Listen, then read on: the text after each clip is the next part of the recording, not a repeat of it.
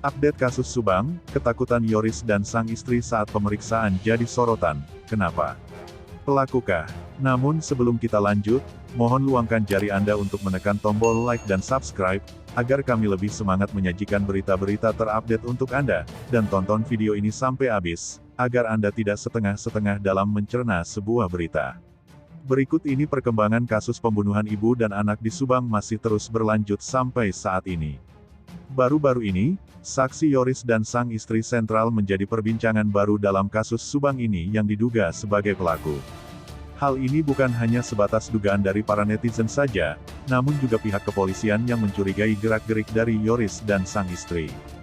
Bukan hanya gerak-gerik dari Yoris dan sang istri, beberapa hari ini mereka berdua terlihat sangat ketakutan saat menjalani pemeriksaan. Tentu ini menjadi penguat asumsi bahwa ada hal yang ditutupi oleh Yoris dan sang istri yang ketakutan dalam kasus pembunuhan ibu dan anak di Subang.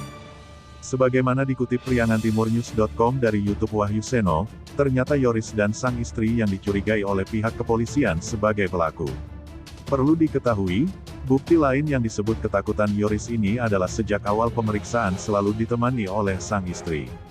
Diduga saksi ini adalah Yoris dan sang istri yang bernama Yanti yang satu sama lainnya saling mendampingi di kepolisian Subang.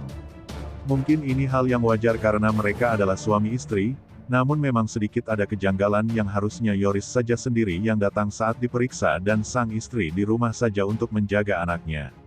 Namun mengapa istrinya Yoris ini selalu mendampinginya? Apakah sang istri ini ingin mengetahui perkembangan atau pertanyaan apa yang disampaikan pihak penyidik ke suaminya yaitu Yoris? Bisa jadi istri Yoris ini juga untuk membenarkan atas pernyataan-pernyataan dari Yoris ketika saat diperiksa oleh tim penyidik kepolisian Subang, Jawa Barat. Memanglah banyak juga yang berasumsi bahwa tamu yang datang malam itu adalah Yoris dan juga istrinya, Yanti. Lalu ada yang mengatakan tidak mungkin karena istri Yoris ini mengurusi anaknya di rumah, tidak mungkin mereka malam-malam bertamu. Tapi saat mendampingi Yoris, anaknya jarang sekali dibawa, bahkan kemungkinan tidak pernah dibawa, yang artinya sudah biasa ditinggal dan dititipkan. Karena memang saat ini ada sedikit kejanggalan serta terlihat adanya kegelisahan di antara Yoris dan juga istrinya ini saat diminta keterangan terkait pemeriksaan dalam kasus pembunuhan ibu dan anak di Subang. Ditambah lagi, setelah saksi Yoris selaku anak tertua almarhumah, mencabut lagi kuasa hukumnya. Seperti dikutip priangantimurnews.com dari kanal YouTube Subang Hijau, berjudul, Yoris Plin-Plan. Di awal kejadian, Yoris menyebutkan bahwa dirinya tidak mau menggunakan pengacara. Namun pada akhirnya ia masuk ke ATS. Dan yang terakhir, pemberitaan yang memanas pada saat ini. Yoris secara resmi cabut dari pengacara Rohman Hidayat, PH Danu atau kuasa hukum Danu, yang mana PH Yoris pada awal kejadian, sebelum ia mengundurkan diri dan keluar.